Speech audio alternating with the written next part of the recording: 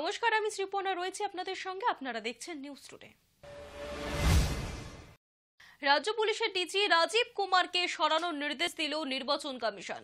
আদর্শ আচরণ বিধি চালুর পরে পদক্ষেপ কমিশনের। গত শনিবার নির্বাচনের নির্ঘণ্ট ঘোষণার সময় মুখ্য নির্বাচন কমিশনার স্পষ্ট করে দিয়েছিলেন, নির্বাচন শান্তিপূর্ণ করতে কঠোর পদক্ষেপ করবে নির্বাচন কমিশন।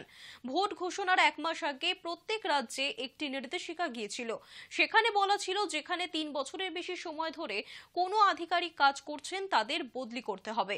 নির্বাচন ঘোষণার পর প্রথম যে পদক্ষেপ করা হলো তার মধ্যে পশ্চিমবঙ্গের ক্ষেত্রে গুরুত্বপূর্ণ রাজ্য পুলিশের ডিজি রাজীব কুমারকে সরিয়ে দেওয়ার নির্দেশ।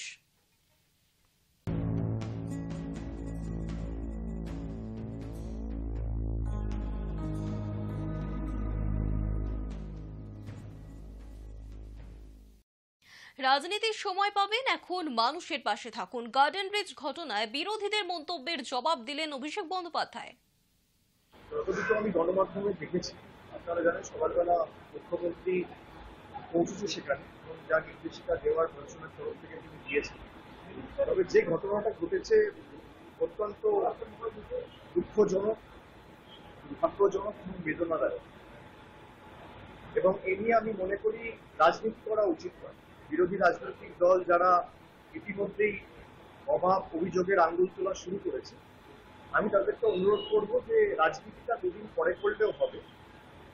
এখন যারা আটকে রয়েছে, বিশেষ করে উদ্ধার কার্যে দলমত, জাতি, বর্গ, বর্ণ নির্বিশেষে আমরা সকলে মিলে যদি সমাজের স্বার্থে এগিয়ে আসি এবং মানুষের পাশে এই সময়টা দাঁড়াই, তার কারণ মানুষের প্রাণের থেকে বেশি গুরুত্বপূর্ণ বা বেশি ইম্পর্টেন্ট আমাদের এই সমাজে আর কিছু নয়।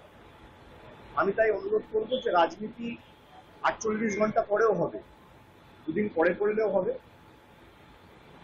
এবং আমি মনে করি আজকের ঘটনার যাতে পুনরাবৃত্তি না হয়, সর্বস্তরের জনপ্রতিনিধি, পুরসভা, প্রশাসন এবং তার সাথে কোর্ট, এই তিনটে ইনস্টিটিউশনেরই সমন্বয় থাকা অত্যন্ত গুরুত্বপূর্ণ এবং টাইট এবং স্টার্ন অ্যাপ্রোচ নিয়ে আগামী দিন কাজ করা উচিত। তাই যারা বিরোধীরা আঙুল তুলছে, আমি বলবো 48 ঘন্টা পরে তুলুন, মানুষের পাশে এসে দাঁড়ান, সবার উপরে মানুষ ধর্ম, মানুষের পাশে এসে মানুষের জীবন বাঁচান। দিল্লি থেকে টুইট না করে বা বড় বড় ভাষণ না দিয়ে টিভির পর্দায় বসে উদ্ধার কার্যে প্রশাসনের মদত করুন, পাশে থাকুন, মানুষের পাশে দাঁড়ান। তারপর মানুষের প্রাণ ফিরে এলে, মানুষ প্রাণে বাঁচলে নিশ্চয়ই আগামী দিন রাজনীতি হবে। পঞ্চমবারের জন্য রাশিয়ার প্রেসিডেন্ট হয়ে তৃতীয় বিশ্বযুদ্ধের হুঁশিয়ারি দিয়েছেন ভ্লাদিমির পুতিন। জানিয়ে দিয়েছেন, বর্তমান দুনিয়ায় সবই সম্ভব। সদ্য ফের রাশিয়ার প্রেসিডেন্ট হিসেবে নির্বাচিত হয়েছেন। ফল ঘোষণার পরেই দিলেন যুদ্ধের হুমকি। পঞ্চমবার প্রেসিডেন্ট হয়ে তৃতীয় বিশ্বযুদ্ধের হুঁশিয়ারি দিলেন ভ্লাদিমির পুতিন।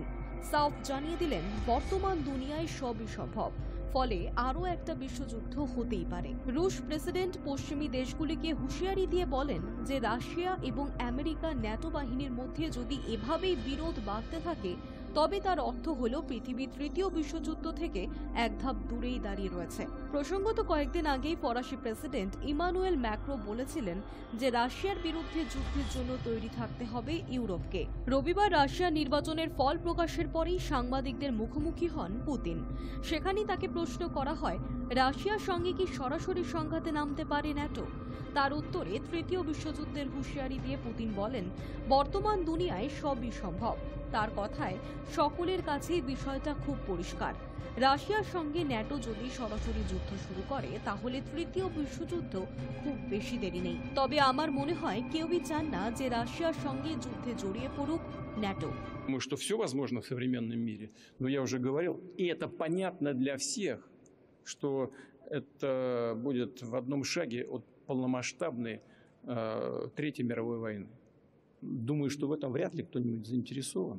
ইউক্রেনের যুদ্ধ, দেশের অন্তরেই বিরোধ রাশিয়ার প্রেসিডেন্ট নির্বাচনে প্রভাব ফেলবে বলেও মনে করা হলেও বিরোধীদের কার্যত উড়িয়ে দিয়ে 88% ভোট পেয়ে প্রেসিডেন্ট হিসেবে পুনরায় নির্বাচিত হয়েছেন ভ্লাদিমির পুতিন। আর ক্ষমতা পুনর্দখল করতেই পশ্চিমী দুনিয়াকে হুমকি দিলেন তিনি। প্রসঙ্গত 2022 সালে ইউক্রেনের বিরুদ্ধে যুদ্ধ শুরু করার পর থেকে পশ্চিমী দেশগুলির সমালোচনা আক্রমণের মুখে পড়েছে রাশিয়া। প্রেসিডেন্ট পুতিন একাধিক সময় পরমাণু অস্ত্র বা পরমাণু যুদ্ধ নিয়ে কথা বললেও কখনো ইউক্রেনের উপরে পরমাণু হামলা চালাননি। তবে আমেরিকা যদি ইউক্রেনকে অস্ত্র দিয়ে মদদ দিয়ে থাকে তবে যুদ্ধের পরিণতি খারাপ হবে বলেই হুঁশিয়ারি দিয়েছেন। গত মাসে ফ্রান্সের প্রেসিডেন্ট ইমানুয়েল ম্যাক্রো জানিয়েছিলেন ভবিষ্যতে ইউক্রেনের সামরিক বাহিনী মোতায়েন করার সম্ভাবনা উড়িয়ে দিচ্ছেন না এখনই। High news network. আফগানি মামলার পরে দিল্লির জলবোট মামলা আবারও আর্থিক তছরূপে তদন্তে ইডির সমন এড়ালেন দিল্লির মুখ্যমন্ত্রী অরবিন্দ কেজরিওয়াল। সোমবার তাকে তলব করা হলেও কেন্দ্রীয় তদন্তকারী সংস্থার দফতরে হাজিরা দেননি দিল্লির মুখ্যমন্ত্রী। শনিবার বিকেলে জোড়া মামলায় কেজরিওয়ালকে সমন পাঠিয়েছিল ইডি। আফগানি দুর্নীতি এবং দিল্লির জল বোর্ডের দুর্নীতি দুই ক্ষেত্রেই আর্থিক তছরূপের অভিযোগ উঠেছে দিল্লির মুখ্যমন্ত্রীর বিরুদ্ধে। আর এই দুই মামলাতেই জেরা করতেছে আপ সুপ্রিমোকে চলতি সপ্তাহে তলব করেছিল ইডি। জলবোট মামলায় সোমবার সশরীরে হাজিরা দিতে বলা হয়েছিল কেজরিওয়ালকে, কিন্তু সেই তলব এড়িয়ে গিয়েছেন দিল্লির মুখ্যমন্ত্রী। আপ সূত্রে খবর, বেআইনিভাবে সমন পাঠানো হয়েছে কেজরিওয়ালকে, আর সেই জন্যই হাজিরা দেননি দিল্লির মুখ্যমন্ত্রী।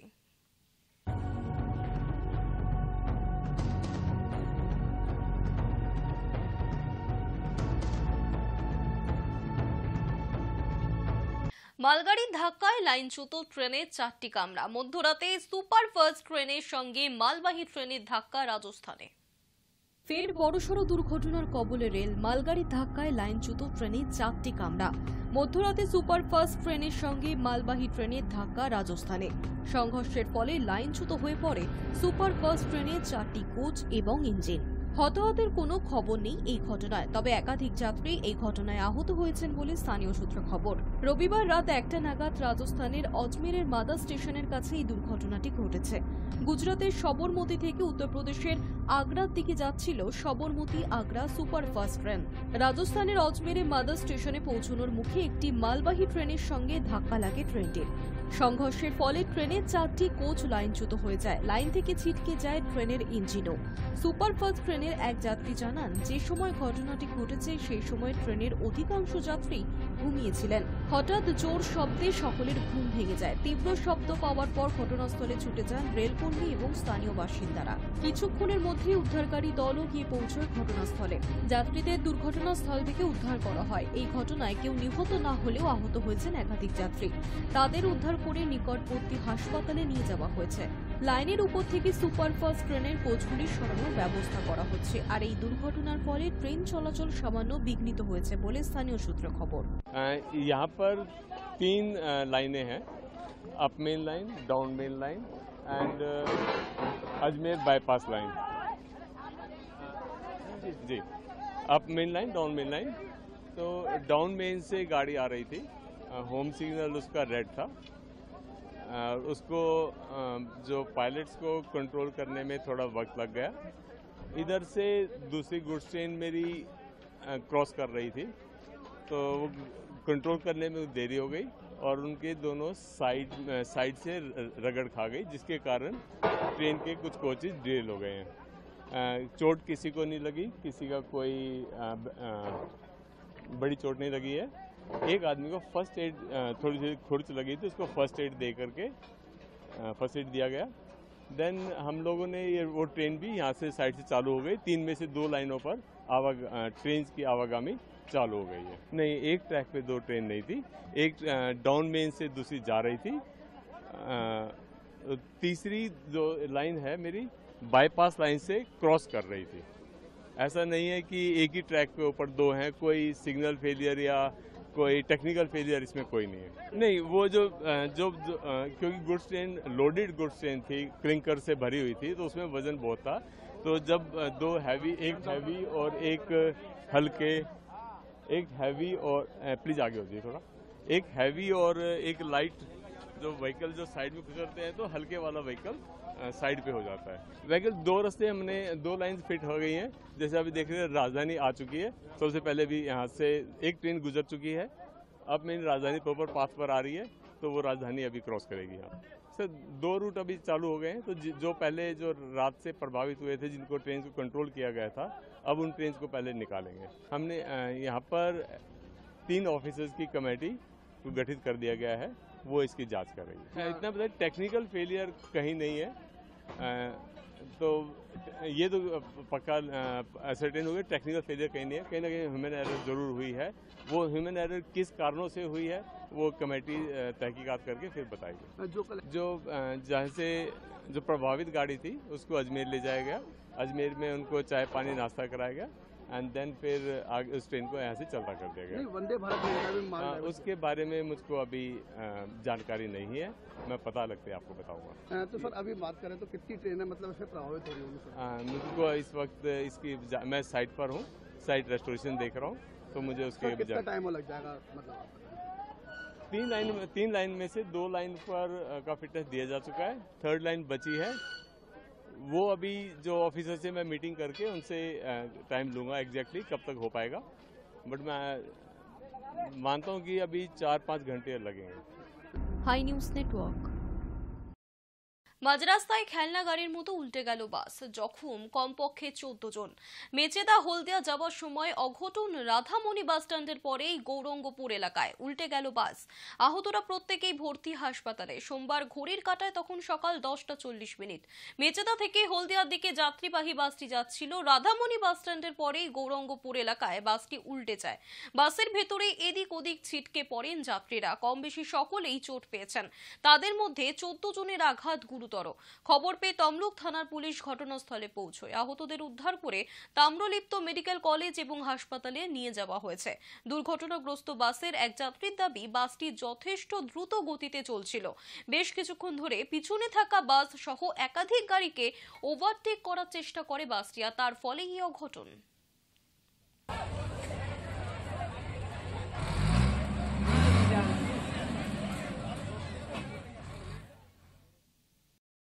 সোমবার থেকেই আকাশের মুখ ভাড়া, সেই সঙ্গে বৃষ্টিপাতের পূর্বাভাসও দেওয়া হয়েছে হাওয়া অফিসের তরফে।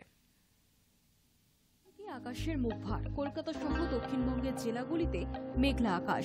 সকাল থেকে রোদের তো দেখা নেই, উল্টে আকাশ ঢেকেছে মেঘে।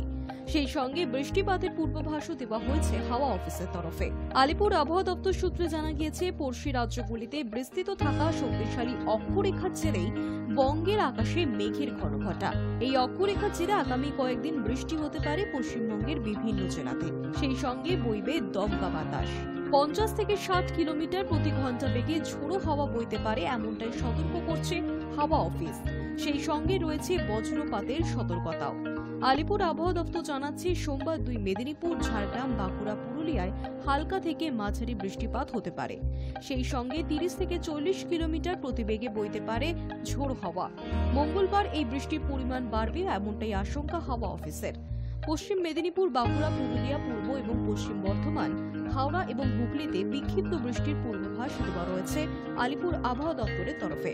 সেই সঙ্গে সেখানে 50 থেকে 60 কিলোমিটার প্রত্যেক ঘন্টা বেগে বইবে হাওয়া। বাঁকুড়া, পশ্চিম মেদিনীপুর, ঝাড়গ্রাম এবং পুরুলিয়ায় শিলাবৃষ্টিও হতে পারে, এমনটাই জানাচ্ছে হাওয়া অফিস। অক্ষরেখার জেরে এই বৃষ্টি বুধবার এবং বৃহস্পতিবারেও বজায় থাকতে চলেছে। বুধবার দক্ষিণবঙ্গের সমস্ত জেলাতেই বিক্ষিপ্ত বৃষ্টির পূর্বাভাস দিচ্ছে হাওয়া অফিস। বৃহস্পতিবারও বৃষ্টি হতে পারে। মঙ্গলবার এবং বুধবারের জন্য কমলা সতর্কতা জারি করা হয়েছে। সোমবার এবং বৃহস্পতিবার হলুদ সতর্কতা জারি করা হয়েছে। সেই সঙ্গে অসময়ের এই বৃষ্টির ফলে ফসলের ক্ষতিরও আশঙ্কা করা হচ্ছে। Hi news network. News today এখনকার মতো এই পর্যন্তই। দেখতে থাকুন হাই নিউজ নির্ভীক নিরপেক্ষ।